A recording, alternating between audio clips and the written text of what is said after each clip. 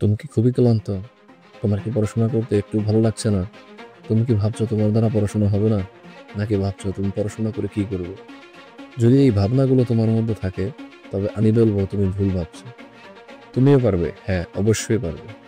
আর কেউ বিশ্বাস না করলেও আমি বিশ্বাস করি তুমি পারবে। তোমাকে পারতেই হবে। তুমি যদি না পারো, যারা তোমাকে নিয়ে নানা ধরনের কথা বলেছে, তাদের তুমি কি জবাব দেবে? আজ থেকে নিজেকে এমনভাবে প্রস্তুত করো যেন তোমার চিন্তা, চেতনা, ভাবনা, বসে থাকা সব জায়গায় শুধু একটাই জিনিস থাকে, সেটা হলো পড়াশোনা।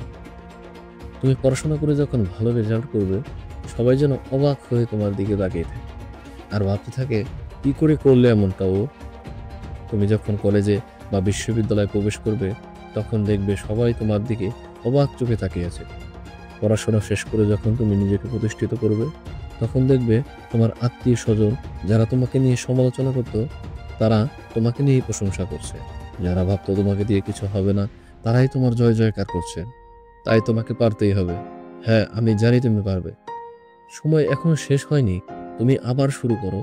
যেখানে তোমার যা কমতি আছে সেগুলো সমাধান করো।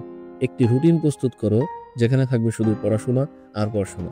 আর যদি আমার কথাগুলো শুনে তুমি ভয় পাও, এমনটা যদি মনে হয় আমি পারবো না, তবে ছেড়ে দাও। আমিও বলছি তুমি পারবে না। তুমি একজন কাপুরুষ। তুমি শুধু ভয় পেতেই শিখেছো। নিজেকে কখনোই কোনো চ্যালেঞ্জের মুখোমুখি তুমি করতে পারবে না। কিন্তু আমি তোমাকে শুধু একটা কথাই বলতে চাই, তোমার ভবিষ্যৎটা কি হবে? তোমার বাবা মা যারা তোমার পেছনে এত টাকা ব্যয় করছে, যারা তোমাকে নিয়ে অনেক বড় বড় স্বপ্ন দেখছে, তাদের তুমি কি করে তোমার মুখ দেখাবে? ভাবো তো, তুমি যদি পরীক্ষায় ফেল করো, তবে তারা কতটা কষ্ট পাবে। সেটা না হয় বাদ দিলাম, যখন তোমার বন্ধুরা ভালো চাকরি করবে, গাড়িতে ঘুরবে, তখন তুমি তাদের মুখোমুখি হতে পারবে?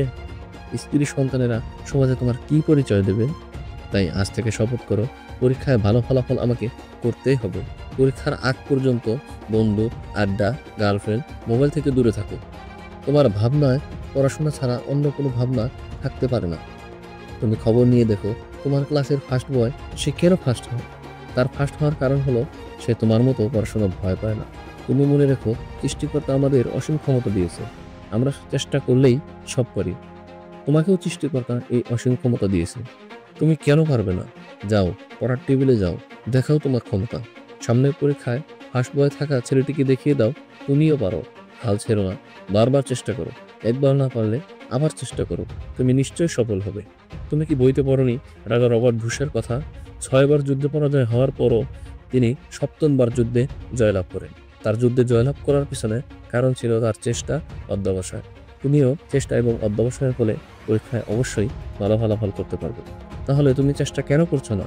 তুমিও পারবে। তোমাকে অবশ্যই পারতে হবে। সকল চিন্তা মাথা থেকে দূর করে দাও।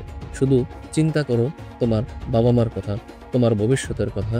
আমার এই ভিডিও দেখার পর তুমি শপথ করো, তুমি আজ থেকে পূর্ণ মনোযোগ দিয়ে পড়াশোনা করবে।